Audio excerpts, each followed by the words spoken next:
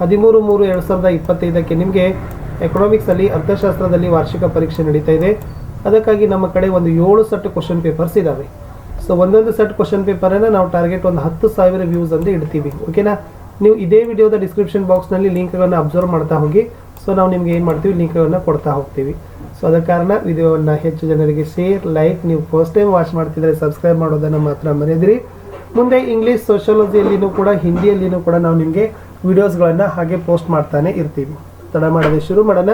Economics ವಾರ್ಷಿಕ ಪರೀಕ್ಷೆ ದ್ವಿತೀಯ PUC ಅವರಿಗಾಗಿ ಪ್ರಶ್ನೆ ಒಂದು ಆರ್ಥಿಕತೆಯ ಕೊರತೆಯ ಸಂಪನ್ಮೂಲಗಳು ಅಂತ ಬಹು ಆಯ್ಕೆ ಪ್ರಶ್ನೆ. ಉತ್ತರ ಸ್ಪರ್ಧಾತ್ಮಕ ಬಳಕೆಯನ್ನು ಹೊಂದಿದೆ.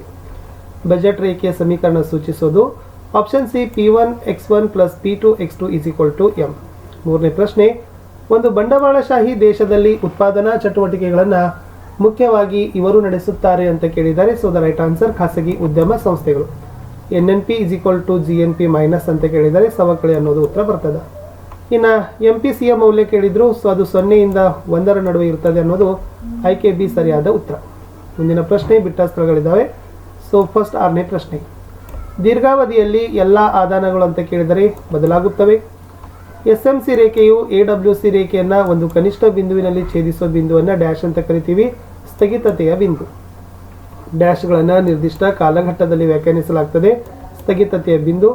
M1 ಮತ್ತು M2ಗಳನ್ನು ಡ್ಯಾಶ್ ಅಂತ ಕರಿತೀವಿ. ಸಂಕುಚಿತ ಹಣ. ಕಂದಾಯದ ಕೊರತೆ = ಕಂದಾಯದ ವೆಚ್ಚ ಮೈನಸ್ ಕಂದಾಯದ ಸ್ವೀಕೃತಿ. ಹೊಂದಿಸಿ ಬರಿಬೇಕು. ಸೊ ಫಸ್ಟ್ ಒನ್, ಶಿಕ್ಷಕರ ಸೇವೆ ಕೇಳಿದರೆ ಅದು ಕೌಶಲ್ಯ ಆಗ್ತದೆ. ಮಾರುಕಟ್ಟೆ ಸಮತೋಲನ ಕೇಳಿದರೆ ಅದು QD = QS ಆಗ್ತದೆ. AR ಅಂತ ಇದೆ. ಸೊ AR ಏನಾಗ್ತದಪ್ಪ ಅಂದ್ರೆ TR/Q ಅಂತ ಬರ್ತದೆ. ಮರು ಖರೀದಿ ಒಪ್ಪಂದ ಇದೆ, ಇದನ್ನು ರೇಪೋ ಅಂತ ಕರೀತಾರೆ. ವ್ಯಾಪಾರ ಬಾಕಿ ಕೇಳಿದ್ದಾರೆ, ಅದು ಸರಕುಗಳ ವ್ಯಾಪಾರ ಅನ್ನೋದು ಉತ್ತರ ಬರ್ತದೆ. ಒಂದಂಕದ ಪ್ರಶ್ನೆಗಳು. ಸೀಮಾಂತ ಉತ್ಪನ್ನದ ಅರ್ಥವನ್ನು ನೀಡಿ ಅಂತ ಕೇಳಿದ್ದಾರೆ. ಇಲ್ಲಿ ಒಂದು ಆದಾನದ ಪ್ರತಿ ಘಟಕದ ಬದಲಾವಣೆಗೆ ಉತ್ಪನ್ನದಲ್ಲಾಗುವ ಬದಲಾವಣೆಯನ್ನು ನಾವು ಸೀಮಾಂತ ಉತ್ಪನ್ನದ ಅರ್ಥ ಅಂತ ಕರಿತೀವಿ. 17ನೇ ಪ್ರಶ್ನೆ, ಬೆಲೆ ಮಿತಿ ಎಂದರೇನು? ಸರ್ಕಾರವು ಅವಶ್ಯಕ ಸರಕು ಅಥವಾ ಸೇವೆಯ ಮಾರಾಟ ಬೆಲೆಗೆ ವಿಧಿಸಿದ ಮೇಲ್ಮಿತಿಯನ್ನು ಬೆಲೆ ಮಿತಿ ಅಂತ ಕರಿತೀವಿ. 18ನೇ ಪ್ರಶ್ನೆ, ಮಧ್ಯಂತರ ಸರಕುಗಳ ಅರ್ಥ ನೀಡಿ. ಅಂತಿಮ ಅನುಭೋಗಕ್ಕಾಗಿ ಬಳಕೆಯಾಗದ ಮತ್ತು ಬಂಡವಾಳ ಸರಕುಗಳ ಅಲ್ಲದ ಆದರೆ ಇತರೆ ಉತ್ಪಾದಕರು ಆದಾನ ಸಾಮಗ್ರಿಗಳಾಗಿ ಬಳಸುವ ಸರಕುಗಳಿಗೆ ನಾವು ಮಧ್ಯಂತರ ಸರಕು ಅಂತ ಕರಿತೀವಿ. 19ನೇ ಪ್ರಶ್ನೆ, ಸ್ವಾಯತ್ತ ಅನುಭೋಗದ ಅರ್ಥ ಬರೀರಿ. ಆದಾಯವನ್ನು ಅವಲಂಬಿಸದಿರುವ ಸ್ವತಂತ್ರ ಅನುಭೋಗವನ್ನು ಸ್ವಾಯತ್ತ ಅನುಭೋಗ ಅಂತ ಕರಿತೀವಿ. ಮುಂದಿನ ಪ್ರಶ್ನೆ, ಪುಕ್ಕಟೆ ಸವಾರರೆಂದರೆ ಯಾರು? ಹಣ ಅಥವಾ ಶುಲ್ಕ ಪಾವತಿಸದೆ ಸಾರ್ವಜನಿಕ ಸರಕುಗಳನ್ನು ಬಳಸೋರಿಗೆ ನಾವು ಪುಕ್ಕಟೆ ಸವಾರರು ಅಂತ ಕರಿತೀವಿ. ಮುಂದಿನ ಪ್ರಶ್ನೆ 2 ಮಾರ್ಕ್ಸ್ ಕ್ವಶನ್ಸ್. ಸೊ ಎಷ್ಟು ಬರಿಬೇಕು? 4 ವಾಕ್ಯಗಳಲ್ಲಿ ಬರಿಬೇಕು. ಸೊ ಟೋಟಲಿ ನಿಮಗೆ ಎಷ್ಟು ಕೊಟ್ಟಿರ್ತಾರೆ? 8 ಕೊಟ್ಟಿರ್ತಾರೆ. 21, ಬೆಲೆ ಬೇಡಿಕೆ ಸ್ಥಿತಿಸ್ಥಾಪಕತ್ವ ಎಂದರೇನು? ಅದರ ಸೂತ್ರ ಬರೀರಿ ಅಂತ ಕೇಳಿದ್ದಾರೆ. ಸರಕಿನ ಬೆಲೆಯಲ್ಲಾದ ಬದಲಾವಣೆಗೆ ಆ ಸರಕಿನ ಬೇಡಿಕೆಯ ಪ್ರತಿಕ್ರಿಯೆಯನ್ನು ಮಾಪನ ಮಾಡುವುದೇ ಬೆಲೆ ನೀಡಿಕೆಯ ಸ್ಥಿತಿಸ್ಥಾಪಕತ್ವ ಅಂತ ಕರಿತೀವಿ. ಅಂದರೆ ಸರಕೊಂದರ ಬೆಲೆಯಲ್ಲಾದ ಶೇಕಡಾವಾರು ಬದಲಾವಣೆಗೆ ಆ ಸರಕಿನ ಬೇಡಿಕೆಯಲ್ಲಾದ ಶೇಕಡಾವಾರು ಬದಲಾವಣೆಯೇ ಬೆಲೆ ಬೇಡಿಕೆ ಸ್ಥಿತಿಸ್ಥಾಪಕತ್ವ. QD = ಸರಕಿನ ಬೇಡಿಕೆಯಲ್ಲಾದ ಶೇಕಡಾವಾರು ಬದಲಾವಣೆ ಭಾಗಿಸು ಸರಕಿನ ಬೆಲೆಯಲ್ಲಾದ ಶೇಕಡಾವಾರು ಬದಲಾವಣೆ. ಸೊ ಇದನ್ನು ನೀವೇನು ಮಾಡ್ಬೋದು? ಈ ತರನಾಗಿ ಬರೀರಿ. ಇನ್ನು 22, ಕೆಳ ದರ್ಜೆಯ ಸರಕುಗಳಂದ್ರೇನು? ಉದಾಹರಣೆ ಕೊಡ್ರಿ. ಅನುಭೋಗಿಯ ಆದಾಯ ಮತ್ತು ಸರಕಿನ ಬೇಡಿಕೆಯ ನಡುವೆ ವಿರುದ್ಧ ಸಂಬಂಧವಿರುವ ಸರಕುಗಳಿಗೆ ಕೆಳ ದರ್ಜೆಯ ಸರಕುಗಳು ಅಂತ ಕರೀತಾರೆ. ಅಂದರೆ ಅನುಭೋಗಿಯ ಆದಾಯ ಹೆಚ್ಚಿದಂತೆ ಬೇಡಿಕೆ ಕಡಿಮೆಯಾಗುವ ಮತ್ತು ಅನುಭೋಗಿಯ ಆದಾಯ ಕಡಿಮೆಯಾದಂತೆ ಬೇಡಿಕೆ ಹೆಚ್ಚುವ ಸರಕುಗಳೇ ಕೆಳ ದರ್ಜೆ ಅಥವಾ ಗೀಫೇನ್ ಸರಕು ಅಂತ ಕರಿತೀವಿ.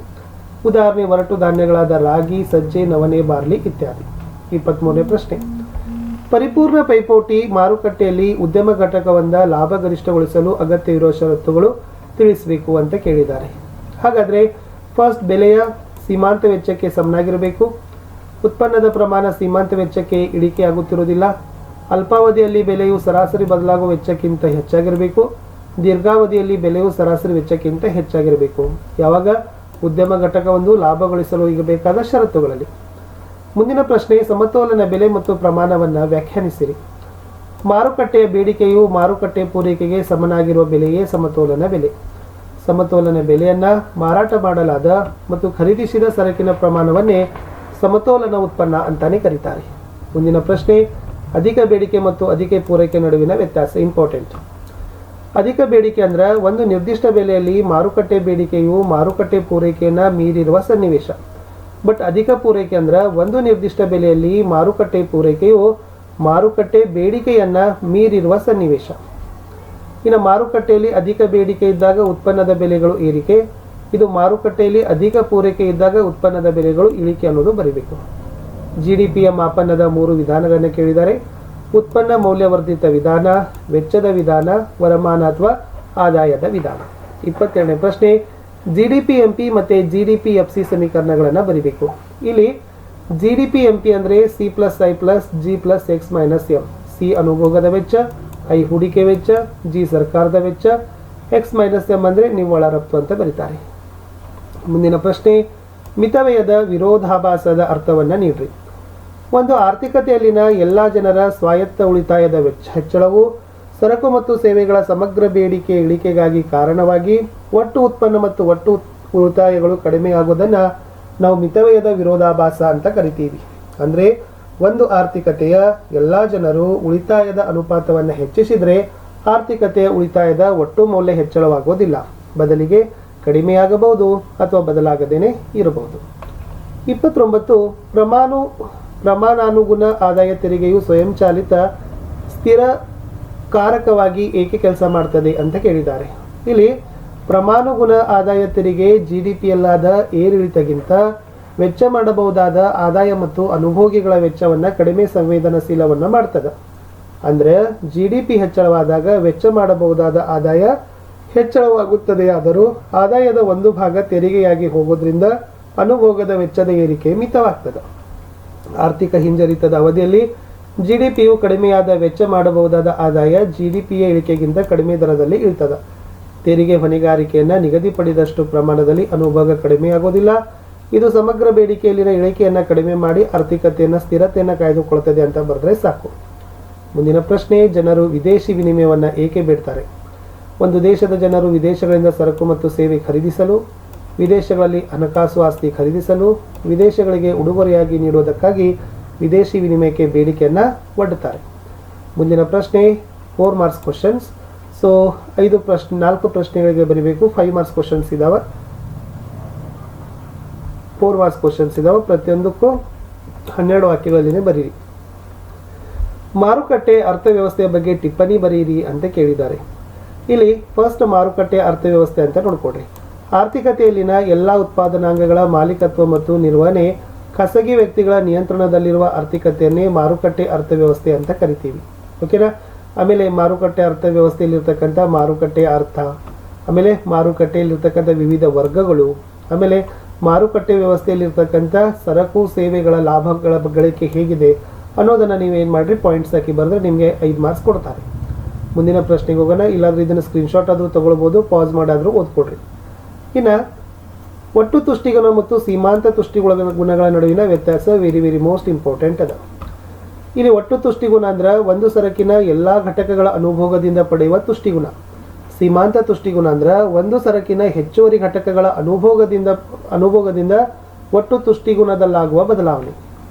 ಇನ್ನು ಒಟ್ಟು ತುಷ್ಟಿಗುಣ ಅಂದ್ರೆ ಸರಕೊಂದರ ಅನುಭೋಗದ ಪ್ರಮಾಣವನ್ನು ಹೆಚ್ಚಿಸಿದಂತೆ TU ಏರಿಕೆಯಾಗ್ತದೆ, ಸರಕೊಂದರ ಅನುಭೋಗದ ಪ್ರಮಾಣ ಹೆಚ್ಚಿಸಿದಂತೆ MU ಇಳಿಮುಖ ಆಗ್ತದೆ. ಸರಕಿನ ಅನುಭೋಗದ ಆರಂಭದಲ್ಲಿ ಒಟ್ಟು ತುಷ್ಟಿಗುಣ ಏರಿಕೆ ಗತಿಯನ್ನು ಹೊಂದಿದ್ದು ಗರಿಷ್ಠ ಮಟ್ಟ ತಲುಪಿ ಇಳಿಮುಖವಾಗ್ತದೆ. ಬಟ್ ಇಲ್ಲಿ ಸರಕೊಂದರ ಅನುಭೋಗದ ಆರಂಭದಿಂದಲೂ ಸೀಮಾಂತ ತುಷ್ಟಿಗುಣ ಇಳಿಮುಖದಲ್ಲಿನೇ ಇರ್ತದೆ. ಆಮೇಲೆ TU ಶೂನ್ಯ ಅಥವಾ ಋಣಾತ್ಮಕವಾಗಿರೋದಿಲ್ಲ, ಬಟ್ ಇಲ್ಲಿ ಶೂನ್ಯ ಮತ್ತು ಋಣಾತ್ಮಕವಾಗಿರ್ತದೆ MU. ಒಟ್ಟು ತುಷ್ಟಿಗುಣದ ಸೂತ್ರ ಬರೀಬೇಕು. ಇಲ್ಲಿ ಒಟ್ಟು ಸೀಮಾಂತ ಗುಣದ ತುಷ್ಟಿಗುಣದ ಸೂತ್ರವನ್ನು ಬರೀಬೇಕು. ಇಷ್ಟು 5 ಪಾಯಿಂಟ್ಸ್ ಬರೆದು ನಿಮಗೆ 5 ಮಾರ್ಕ್ಸ್ ಆರಾಮಾಗಿ ಕೊಡ್ತಾರೆ. ಮುಂದಿನ ಪ್ರಶ್ನೆ, ಸಮ ಉತ್ಪನ್ನ ರೇಖೆಯ ರೇಖಾಚಿತ್ರದ ಸಹಾಯದಿಂದ ವಿವರಿಸಿರಿ. ಸಮ ಪ್ರಮಾಣದ ಉತ್ಪಾದನೆಯನ್ನು ನೀಡುವ 2 ಆದಾನಗಳ ಎಲ್ಲ ಸಂಭವನೀಯ ಸಂಯೋಜನೆಗಳ ಸಮೂಹವನ್ನು ಪ್ರತಿನಿಧಿಸುವ ರೇಖೆಗೆ ನಾವು ಸಮ ಉತ್ಪನ್ನ ರೇಖೆ ಅಂತ ಕರಿತೀವಿ. ಇಲ್ಲಿ ಪ್ರತಿಯೊಂದು ಸಮ ಉತ್ಪನ್ನ ರೇಖೆ ನಿರ್ದಿಷ್ಟ ಮಟ್ಟದ ಉತ್ಪನ್ನವನ್ನು 2 ಆದಾನಗಳ ಭಿನ್ನ ಸಂಯೋಜನೆಯನ್ನು ಸೂಚಿಸ್ತದೆ. ಈ ತರನಾಗಿರ್ತಕ್ಕಂಥ ನೀವು ಏನು ಮಾಡಬೇಕು ಬರೆದು ಈ ರೇಖಾಚಿತ್ರದಲ್ಲಿರ್ತಕ್ಕಂಥ ಈ ಸಂಕೇತಾಕ್ಷರಗಳ ಬಗ್ಗೆ ವಿವರಣೆ ಇದೆ, ಅದನ್ನು ನೀವು ಬರೀರಿ. ಮುಂದಿನ ಪ್ರಶ್ನೆಗೆ ಹೋಗ್ತೀನಿ. ಸಮತೋಲನದ ಮೇಲೆ ಏಕಕಾಲದ ಪಲ್ಲಟಗಳಲ್ಲಾಗುವ ಪರಿಣಾಮವನ್ನು ತೋರಿಸೋ ಕೋಷ್ಟಕವನ್ನು ಬರೀರಿ ಅಂತ ಕೇಳಿದ್ದಾರೆ. ಈ ಕಡೆ ಬೇಡಿಕೆಯ ಪಲ್ಲಟ, ಪೂರೈಕೆಯ ಪಲ್ಲಟ, ಪ್ರಮಾಣ, ಬೆಲೆ. ಸೊ ಇದನ್ನು ಕೂಡ ನಿಮಗೆ ಲಕ್ಷ ಇರಲಿ. ಬೇಡಿಕೆ ಪಲ್ಲಟ ಎಡಗಡೆ ಇದ್ದಾಗ ಪೂರೈಕೆ ಪಲ್ಲಟ ಕೂಡ ಎಡಗಡೆ ಹೋದಾಗ ಕಡಿಮೆ ಆಗ್ತದೆ. ಬೆಲೆ ಹೆಚ್ಚಾಗ್ಬೋದು, ಕಡಿಮೆ ಆಗ್ಬೋದು ಅಥವಾ ಸ್ಥಿರವಾಗ್ಬೋದು. ಬಟ್ ಬೇಡಿಕೆ ಪಲ್ಲಟ ಬಲಗಡೆಗೆ ಹೋದಾಗ ಪೂರೈಕೆಯ ಪಲ್ಲಟ ಕೂಡ ಬಲಗಡೆಗೆ ಹೋದಾಗ ಪ್ರಮಾಣ ಹೆಚ್ಚಾಗ್ತದೆ, ಬೆಲೆ ಹೆಚ್ಚಾಗ್ಬೋದು, ಕಡಿಮೆ ಆಗ್ಬೋದು, ಸ್ಥಿರ ಇರ್ಬೋದು. ಸೊ ಈ ಥರನಾಗಿರ್ತಕ್ಕಂಥ ಸಮತೋಲನದ ಮೇಲೆ ಏಕಕಾಲದ ಪಲ್ಲಟಗಳ ಪರಿಣಾಮ ತೋರಿಸೋ ಕೋಷ್ಟಕವನ್ನು ಕೂಡ ನೆನಪಿಟ್ಕೊಡ್ರಿ. ಇನ್ನು ಮೋಸ್ಟ್ ಇಂಪಾರ್ಟೆಂಟ್ ನಿಮಗೆ ಸಮಗ್ರ ಅರ್ಥಶಾಸ್ತ್ರ ಮತ್ತು ಸೂಕ್ಷ್ಮ ಅರ್ಥಶಾಸ್ತ್ರಗಳ ವ್ಯತ್ಯಾಸ. ಇದು ಕೂಡ ನಿಮ್ಮ ಎಕ್ಸಾಮ್ಗೆ ಬಂದೇ ಬರ್ತಕ್ಕಂಥ ಪ್ರಶ್ನೆ ಫ್ರೆಂಡ್ಸ್. ಸೂಕ್ಷ್ಮ ಅರ್ಥಶಾಸ್ತ್ರ ಅಂದ್ರೆ ವೈಯಕ್ತಿಕ ಆರ್ಥಿಕ ಪ್ರತಿನಿಧಿಗಳ ಅಧ್ಯಯನ. ಸಮಗ್ರ ಅರ್ಥಶಾಸ್ತ್ರ ಆರ್ಥಿಕ ಚಲಕಗಳ ಸರಾಸರಿ ಅಧ್ಯಯನ. ಆಮೇಲೆ ಸೂಕ್ಷ್ಮ ಅರ್ಥಶಾಸ್ತ್ರ ಅನುಭೋಗಿಗಳು ತಮ್ಮ ಆದಾಯ ಮತ್ತು ಅಭಿರುಚಿಗಳಿಗನುಸಾರವಾಗಿ ಸರಕುಗಳ ಭಿನ್ನ ಸಂಯೋಜನೆಗಳನ್ನು ಹೇಗೆ ಆಯ್ಕೆ ಮಾಡ್ತಾರೆ ಮತ್ತು ಉತ್ಪಾದಕರು ಗರಿಷ್ಠ ಲಾಭ ಗಳಿಸಲು ವೆಚ್ಚವನ್ನು ಕನಿಷ್ಠ ಗಮನದಲ್ಲಿಟ್ಟುಕೊಂಡು ಮಾರುಕಟ್ಟೆಯಲ್ಲಿ ಅಧಿಕ ಬೆಲೆ ಮಾಡ್ತಾರೆ ಅಂತ ವಿಶ್ಲೇಷಣೆ ಮಾಡ್ತದೆ. ಬಟ್ ಇದು ಸರ್ಕಾರದ ತೆರಿಗೆ ನೀತಿ, ಬಜೆಟ್ ನೀತಿಗಳಿಂದ ಹಣದ ಪೂರೈಕೆ, ಬಡ್ಡಿ ದರ, ಕೂಲಿ, ಉದ್ಯೋಗದ ಮಟ್ಟ, ಹಣದುಬ್ಬರ ಮತ್ತು ಉತ್ಪನ್ನಗಳ ಮಾರುಕಟ್ಟೆಯಲ್ಲಾಗುವ ಪರಿಣಾಮಗಳನ್ನು ವಿಶ್ಲೇಷಣೆ ಮಾಡ್ತದೆ. ಇದು ವೈಯಕ್ತಿಕ ಮತ್ತು ಆರ್ಥಿಕ ಪ್ರತಿನಿಧಿಗಳ ವರ್ತನೆ ಮತ್ತು ಉದ್ದೇಶ ವಿವರಿಸ್ತದೆ. ಇದು ಸಾರ್ವಜನಿಕ ಅಗತ್ಯತೆಗಳಿಗೆ ಸಂಪನ್ಮೂಲಗಳ ನಿಯೋಜನೆ ಮತ್ತು ಆದರ್ಶದ ಬಳಕೆಯನ್ನು ವಿವರಿಸ್ತದೆ. ಇದು ವೈಯಕ್ತಿಕ ಕಲ್ಯಾಣ ಮತ್ತು ಲಾಭದ ಉದ್ದೇಶ ಹೊಂದದ. ಇದು ರಾಷ್ಟ್ರೀಯ ಕಲ್ಯಾಣ ಮತ್ತು ಜನರ ಎಲ್ಲ ಯೋಗಕ್ಷೇಮದ ಉದ್ದೇಶವನ್ನು ಹೊಂದಿದೆ ಅಂತ ಬರೆದ್ರೆ ಸಾಕು. ಇನ್ನು ಬಾಹ್ಯತೆಗಳ ಬಗ್ಗೆ ಟಿಪ್ಪಣಿ ಬರಲಿಕ್ಕೆ ಕೇಳಿದರೆ, ಫಸ್ಟ್ ಬಾಹ್ಯತೆಯ ಅರ್ಥ ನೋಡ್ಕೊಡ್ರಿ. ಉದ್ಯಮ ಘಟಕ ಅಥವಾ ಒಬ್ಬ ವ್ಯಕ್ತಿಯ ಆರ್ಥಿಕ ಚಟುವಟಿಕೆಯಿಂದ ಮತ್ತೊಂದು ಉದ್ಯಮ ಘಟಕ ಅಥವಾ ಮತ್ತೊಬ್ಬ ವ್ಯಕ್ತಿಯ ಮೇಲಾಗುವ ಪ್ರಯೋಜನ ಅಥವಾ ಹಾನಿಗೆ ನಾವು ಬಾಹ್ಯತೆ ಅಂತ ಕರಿತೀವಿ. ಹಾಗಾದ್ರೆ ಬಾಹ್ಯತೆಯಲ್ಲಿ ಎರಡು ಪ್ರಕಾರಗಳು ಬರ್ತಾವೆ. ಒಂದು ಧನಾತ್ಮಕ ಬಾಹ್ಯತೆ, ಇನ್ನೊಂದು ಋಣಾತ್ಮಕ ಬಾಹ್ಯತೆ. ಸೊ ಧನಾತ್ಮಕ ಬಾಹ್ಯತೆ ಅಂದ್ರೆ ಒಂದು ಉದ್ಯಮ ಘಟಕ ಅಥವಾ ಒಂದು ವ್ಯಕ್ತಿಯ ಆರ್ಥಿಕ ಕ್ರಿಯೆಯಿಂದ ಮತ್ತೊಂದು ಉದ್ಯಮ ಘಟಕ ಅಥವಾ ಮತ್ತೊಬ್ಬ ವ್ಯಕ್ತಿಗೆ ಆಗೋ ಪ್ರಯೋಜನವೇ ಧನಾತ್ಮಕ ಬಾಹ್ಯತೆ. ಬಟ್ ಋಣಾತ್ಮಕ ಬಾಹ್ಯತೆ ಅಂದ್ರೆ ಒಬ್ಬ ಉದ್ಯಮ ಘಟಕ ಅಥವಾ ಒಬ್ಬ ವ್ಯಕ್ತಿಯ ಆರ್ಥಿಕ ಚಟುವಟಿಕೆಯಿಂದ ಮತ್ತೊಂದು ಉದ್ಯಮ ಘಟಕ ಅಥವಾ ಇನ್ನೊಬ್ಬ ವ್ಯಕ್ತಿಯ ಮೇಲಾಗುವ ಹಾನಿಯನ್ನು ಋಣಾತ್ಮಕ ಬಾಹ್ಯತೆ ಅಂತ ಕರಿತೀವಿ. ಸೊ ಒಂದೊಂದು ಉದಾಹರಣೆ ಕೊಟ್ಟರೆ ಪ್ರಶ್ನೆ ಉತ್ತರ ಕಂಪ್ಲೀಟ್ ಆಗ್ತದೆ. ಮುಂದೆ RBIನ ಕಾರ್ಯಗಳನ್ನು ಕೇಳಿದ್ದಾರೆ. ಸೊ ಮೊನ್ನೆದು ಕರೆನ್ಸಿ ಚಲಾವಣೆ ಅಥವಾ ನೋಟು ಚಲಾವಣೆ ಪರಮಾಧಿಕಾರ ಎಕ್ಸ್ಪ್ಲೇನ್ ಮಾಡ್ರಿ. ಸರ್ಕಾರದ ಬ್ಯಾಂಕುಗಳ ಬ್ಯಾಂಕು, ಹಣದ ಪೂರೈಕೆ ನಿಯಂತ್ರಣ, ವಿದೇಶಿ ವಿನಿಮಯ ಮೀಸಲಿನ ಸಂರಕ್ಷಕ, ಅಂತಿಮ ಋಣದಾತ ಅಂತ 6 ಪಾಯಿಂಟ್ಸ್ಗಳನ್ನು ಬರೀರಿ. ಇನ್ನು ಅನುಭೋಗ ಬಿಂಬಕವನ್ನು ಸಂಕ್ಷಿಪ್ತವಾಗಿ ವಿವರಿಸಿರಿ ಅಂತ ಕೇಳಿದರೆ ಈ ನಕ್ಷೆ ನೋಡ್ಕೊಡ್ರಿ. ಅನುಭೋಗ ಬಿಂಬಕವು ಆದಾಯ ಮತ್ತು ಅನುಭೋಗದ ನಡುವಿನ ಕ್ರಿಯಾತ್ಮಕ ಸಂಬಂಧವನ್ನು ವಿವರಿಸ್ತದೆ. ಸರಳ ಅನುಭೋಗ ಬಿಂಬಕವು ಆದಾಯ ಬದಲಾವಣೆಯಾದಂತೆ ಅನುಭೋಗ ಸ್ಥಿರದಲ್ಲಿ ಬದಲಾವಣೆಯಾಗ್ತದೆ. ಆದಾಯ ಶೂನ್ಯವಾಗಿದ್ದಾಗಲೂ ನಿರ್ದಿಷ್ಟ ಮಟ್ಟದ ಅನುಭೋಗ ಇರ್ತದೆ. ಆದಾಯ ಅವಲಂಬಿಸದೇ ಇರುವ ಅನುಭೋಗವನ್ನು ಸ್ವಾಯತ್ತ ಅನುಭೋಗ ಅಂತ ಕರಿತೀವಿ. ಸೊ ಇದು ಇಂಪಾರ್ಟೆಂಟ್ ಇತ್ತು. ಆಮೇಲೆ ಆದಾಯದಲ್ಲಾಗುವ ಬದಲಾವಣೆಗನುಸಾರವಾಗಿ ಬದಲಾಗುವ ಅನುಭೋಗವನ್ನು ಪ್ರೇರಿತ ಅನುಭೋಗ CY ಅಂತ ಕರಿತೀವಿ. ಇದು ನೋಡ್ಕೊಡ್ರಿ. ಇನ್ನು ಚಾಲ್ತಿ ಖಾತೆಗಳ ಭಾಗಗಳ ಪಟ್ಟಗಳನ್ನು ಬರೀಬೇಕು. Very important. ಚಾಲ್ತಿ ಖಾತೆ ಸರಕುಗಳ ವ್ಯಾಪಾರ, ಸೇವೆಗಳ ವ್ಯಾಪಾರ, ವರ್ಗಾವಣಾ ಪಾವತಿಗಳು. ಸರಕುಗಳ ವ್ಯಾಪಾರದಲ್ಲಿ ಸರಕು ರಫ್ತು, ಸರಕು ಆಮದ. ವ್ಯಾಪಾರಗಳಲ್ಲಿ ನಿವ್ವಳ ಉತ್ಪಾದನಾಂಗ ಆದಾಯ, ನಿವ್ವಳ ಉತ್ಪಾದನಾಂಗೇತರ ಆದಾಯ.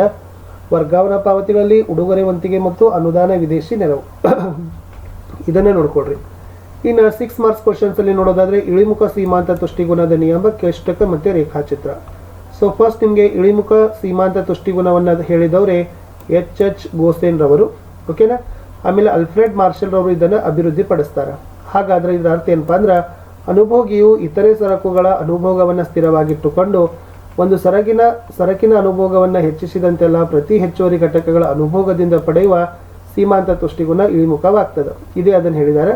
ಸೊ ಇದನ್ನ ಕೋಷ್ಟಕಗಳನ್ನು ನೋಡ್ಕೊಡ್ರಿ. ಸರಕಿನ ಪ್ರಮಾಣ ಮತ್ತು ತುಷ್ಟಿಗುಣದ ಮೌಲ್ಯಗಳನ್ನು ಆಸ್ ಇಟ್ ಈಸ್ ನೀವು ಬರಲಿಕ್ಕೆ ಪ್ರಯತ್ನವನ್ನು ಪಡಬೇಕು. ಸೊ ಇದೆಲ್ಲ ಕೋಷ್ಟಕಗಳ ಬಗ್ಗೆ ವಿವರಣೆ ಇತ್ತು. ಸೊ ಬರಲೇಬೇಕು ನೀವು. ಇನ್ನು ಮಾರುಕಟ್ಟೆ ಪೂರೈಕೆಯ ರೇಖೆಗಳ ರೇಖಾಚಿತ್ರಗಳನ್ನು ಕೇಳಿದ್ದಾರೆ. ಮಾರುಕಟ್ಟೆ ಪೂರೈಕೆ ರೇಖೆ ಮಾರುಕಟ್ಟೆ ಬೆಲೆಯ ವಿವಿಧ ಮೌಲ್ಯಗಳಲ್ಲಿ ಮಾರುಕಟ್ಟೆಯಲ್ಲಿರುವ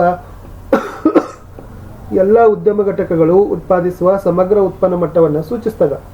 ಅಂದರೆ ನಿರ್ದಿಷ್ಟ ಬೆಲೆಯಲ್ಲಿ ಮಾರುಕಟ್ಟೆಯಲ್ಲಿ ಎಲ್ಲ ಉದ್ಯಮಗಳ ಘಟಕಗಳ ಸರಕಿನ ಪೂರೈಕೆ ಮೊತ್ತವೇ ಮಾರುಕಟ್ಟೆ ಪೂರೈಕೆ ಆಗಿರ್ತದೆ.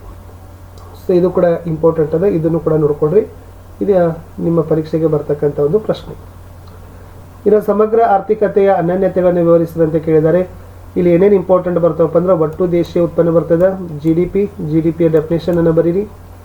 ನೆಕ್ಸ್ಟ್ ಅದರ ಸೂತ್ರನೂ ಕೂಡ ನೆನಪಿಟ್ಕೊಡ್ರಿ. GDP MP = C+I+G+X-M. ನಿವ್ವಳ ದೇಶೀಯ ಉತ್ಪನ್ನ NDP ಬರಿಬೇಕು. ಒಟ್ಟು ರಾಷ್ಟ್ರೀಯ ಉತ್ಪನ್ನ GNP ಬರಿಬೇಕು. ನಿವ್ವಳ ರಾಷ್ಟ್ರೀಯ ಉತ್ಪನ್ನ ಬರಿಬೇಕು. ವೈಯಕ್ತಿಕ ವರಮಾನಗಳನ್ನು ಬರಿಬೇಕು. ಆಮೇಲೆ ಲಾಸ್ಟ್ ವೈಯಕ್ತಿಕ ವೆಚ್ಚ ಮಾಡಬಹುದಾದ ವರಮಾನ. ಮುಂದಿನ ಪ್ರಶ್ನೆ ಹಣದ ಕಾರ್ಯಗಳನ್ನು ಅಂತ ಕೇಳಿದ್ದಾರೆ. ಸೊ ಇದು ಹೇಗೆ ಸಾಟಿ ವಿನಿಮಯ ಪದ್ಧತಿಯ ದೋಷಗಳನ್ನು ನಿವಾರಿಸಿತು ಅಂತ ಕೇಳಿದರು. ಹಣದ ಕಾರ್ಯಗಳಲ್ಲಿ ಫಸ್ಟ್ ಬರೋದೇ ಇದು ವಿನಿಮಯ ಮಾಧ್ಯಮ ಅಂತ ಬರ್ತದೆ, ನೆನಪಿರಲಿ. ಎರಡನೇದು ಲೆಕ್ಕದ ಘಟಕ, ಮೂರನೇದು ಮೌಲ್ಯ ಸಂಗ್ರಹ ಮಾಡ್ತಕ್ಕಂಥದ್ದು. ಪ್ರತಿಯೊಂದು ಪಾಯಿಂಟನ್ನು ಒಂದು 5 ಸಾಲುಗಳಲ್ಲಿ ನೀವು ವಿವರಣೆ ಮಾಡಬೇಕು, ಅದನ್ನು ಬರೀರಿ. ಇನ್ನು ಸ್ವೀಕೃತಿಗಳ ವರ್ಗೀಕರಣವನ್ನು ನೋಡ್ಕೊಂಡು ಹೋಗ್ರಿ. ಸೊ ಸ್ವೀಕೃತಿಗಳಲ್ಲಿ ಕಂದಾಯ ಸ್ವೀಕೃತಿಗಳು, ಬಂಡವಾಳ ಸ್ವೀಕೃತಿ, ತೆರಿಗೆ ಆದಾಯ, ತೆರಿಗೆಯೇತರ ಆದಾಯ, ನೇರ ತೆರಿಗೆ, ಪ್ರತ್ಯಕ್ಷ ತೆರಿಗೆ. ಒಂದು 2 ಬರೆದ್ರೂ ಕೂಡ ನಿಮ್ಗೆ ಅಂಕಗಳನ್ನು ಏನು ಮಾಡ್ತಾರಪ್ಪ ಅಂತಂದರೆ ಆರಾಮಾಗಿ ಕೊಡ್ತಾರೆ. So don't worry. ಸೊ ಎಲ್ಲವನ್ನು ಕೂಡ ನಾವೇನು ಮಾಡಿದ್ದೀವಿ, ನಿಮಗೆ ಡೀಟೇಲ್ ಆಗಿಯೇ ಕೊಟ್ಟಿದ್ದೀವಿ. ಇನ್ನು ಕಾರ್ಯಭಾರ ನಿಯೋಜನೆ ಮೇಲೆ ಆಧಾರಿತ ಪ್ರಶ್ನೆಗಳಿದ್ದಾವೆ. ಸೊ ಇದನ್ನು ಕೂಡ ನೋಡ್ಕೊಡ್ರಿ. ಒಂದು ಅನುಭೋಗಿ 2 ಸರಕುಗಳನ್ನು ಅನುಭೋಗಿಸಲು ಬಯಸ್ತಾಳೆ. ಬಾಳೆಹಣ್ಣಿನ ಬೆಲೆ 5 ಮತ್ತು ಮಾವಿನ ಹಣ್ಣಿನ ಬೆಲೆ 10. ಅನುಭೋಗಿಯ ಆದಾಯ 40 ಆದರೆ ಕೆಳಗಿನವುಗಳಿಗೆ ಉತ್ತರಿಸಿರಿ ಅಂತ ಕೇಳಿದರು. ಸೊ ಆಲ್ರೆಡಿ ಉತ್ತರಗಳನ್ನು ಕೂಡ ನಾವು ಕೊಟ್ಟಿದ್ದೀವಿ. ಸೊ ಅದನ್ನು ಈ ಪ್ರಶ್ನೆ ಇತ್ತು, ಅನುಭೋಗಿ ತನ್ನ ಸಂಪೂರ್ಣ ಆದಾಯ ಖರ್ಚು ಮಾಡಿ ಎಷ್ಟು ಪ್ರಮಾಣದ ಬಾಳೆಹಣ್ಣು ಅನುಭೋಗಿಸಬಹುದು? 40/5 = 8. ಅನುಭೋಗಿ ತನ್ನ ಸಂಪೂರ್ಣ ಆದಾಯವನ್ನು ಖರ್ಚು ಮಾಡಿ ಎಷ್ಟು ಪ್ರಮಾಣದ ಮಾವಿನ ಹಣ್ಣನ್ನು ಅನುಭೋಗಿಸಬಹುದು? 40/10 4. ಇನ್ನು ಬಜೆಟ್ ರೇಖೆಯ ಇಳಿಜಾರು ಕೆಳಮುಖ ಮೇಲ್ಮುಖವಾಗಿರ್ತದೆ ಅಂತ ಕೇಳಿದರೆ ಅದು ಕೆಳಮುಖನೇ ಆಗಿರ್ತದೆ. ಇನ್ನು ಬಜೆಟ್ ರೇಖೆಯ ಮೇಲಿನ ಎಲ್ಲ ಸಂಯೋಜನೆಗಳು ಅನುಭೋಗಿ ಆದಾಯಕ್ಕೆ ಸಮನಾಗಿರುತ್ತವೆ ಇಲ್ಲವೇ ಅಂತ ಕೇಳಿದ್ದಾರೆ. ಸೊ ಅದು ಆದಾಯಕ್ಕೆ ಸಮನಾಗಿರ್ತದೆ ಅಂತಕ್ಕದ್ದನ್ನು ಬರೀಬೇಕು. ಸೊ ಲಾಸ್ಟ್ 5ನೇದು ಸರಿ ಅಂತ ಕೇಳಿದ್ದಾರೆ. ಸೊ ಏನು ಪ್ರಶ್ನೆ ಇತ್ತು, ಒಂದು ಬಾಳೆಯನ್ನು ಹೆಚ್ಚುವರಿಗೆ ಪಡೆಯಲು ಮಾವಿನ ಹಣ್ಣು ಬಿಟ್ಟು ಕೊಡಬೇಕಾಗುತ್ತದೆ ಸರಿ ಅಂತ ಕೇಳಿದ್ರು. ಸರಿ. ಸೊ ಲಾಸ್ಟ್ ಈ ಕೋಷ್ಟಕವನ್ನು ನೀವೇನು ಮಾಡಬೇಕು, ತುಂಬಬೇಕಿತ್ತು. ಕಾಣೆಯಾದ ಕೋಷ್ಟಕ TP, MPL, APL. ಸೊ ಅದನ್ನು ಇಲ್ಲಿ ಏನು ಮಾಡಿದ್ದಾರೆ, ಫಿಲಪ್ಗಳನ್ನು ಮಾಡಿದ್ದಾರೆ. ಸೊ